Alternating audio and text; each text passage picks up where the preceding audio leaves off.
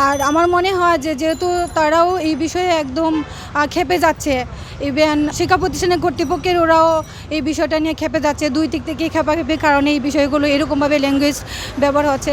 আমাদের সিলেটে কিন্তু এরকম সমস্যা আগে ছিল না, মানে আগে যা হয়েছে এরকম ছিল না, এখন কিন্তু একটু বেশি হয়ে গেছে।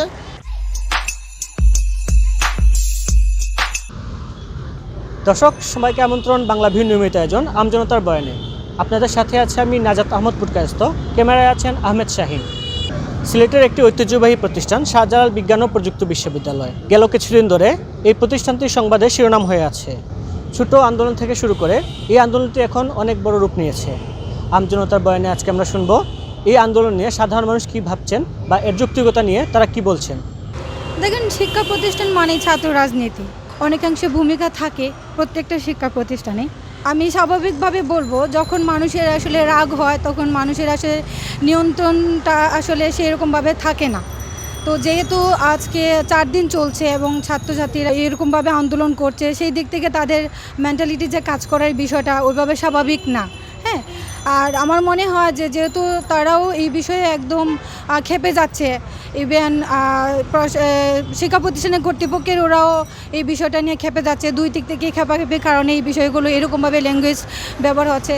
তো আমার মনে হয় যে এই বিষয়টা আর বাড়াবাড়ি না করে যতটুকু সম্ভব যত তাড়াতাড়ি শিক্ষা প্রতিষ্ঠানের কর্তৃপক্ষ প্রশাসনিক লেভেলে বিষয়টা দেখা উচিত এবং সেটা খুব তাড়াতাড়ি আন্তরিকতার সাথে শেষ করা উচিত। তাতেই আমাদের বাসিটির সুনাম এবং আমাদের সিলেট বিভাগের সুনাম বয়ে আনবে।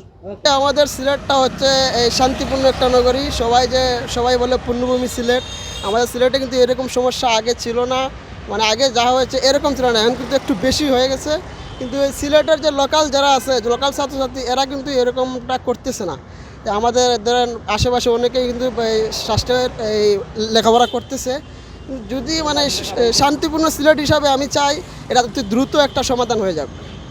শাহজালাল ইউনিভার্সিটিতে যে ছাত্র আন্দোলন হচ্ছে, এটা আমরা যতটুকু জানি এটা ছাত্রীরা তাদের হোস্টেল নিয়ে একটা ছিল, দাবি দেওয়া নিয়ে তারা তাদের ইয়ার সাথে কথা বলছিল। তো যখন উনি হয়তো যতটুকু আমরা জানতে পারছি আপনাদের মিডিয়ার মাধ্যমে, উনি হয়তো ওদের দাবি দেওয়া না মেনে কিছু খারাপ ভাষায় কথাবার্তা বলছিলেন ছাত্রছাত্রীদের সাথে। তখন তারা কিছু দাবি দেওয়া নিয়ে মাঠ পর্যায়ে একদম ফিল্ড লেভেলে ছিল, মানববন্ধন করছিল।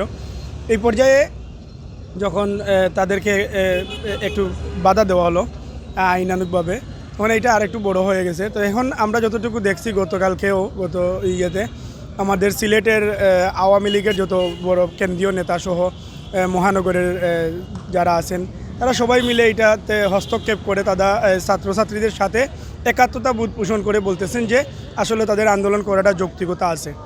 আমার মনে হয় এটা এখন সহজেই এটার সমাধান হয়ে যাবে। সিলেট তো খুব শান্তিপূর্ণ একটা মানে জেলা, ইনো কোনো ব্যাপারে কিচ্ছু হয়েছে না। জেলাখান সুন্দর হয়, ওলাখান আমরা চাই।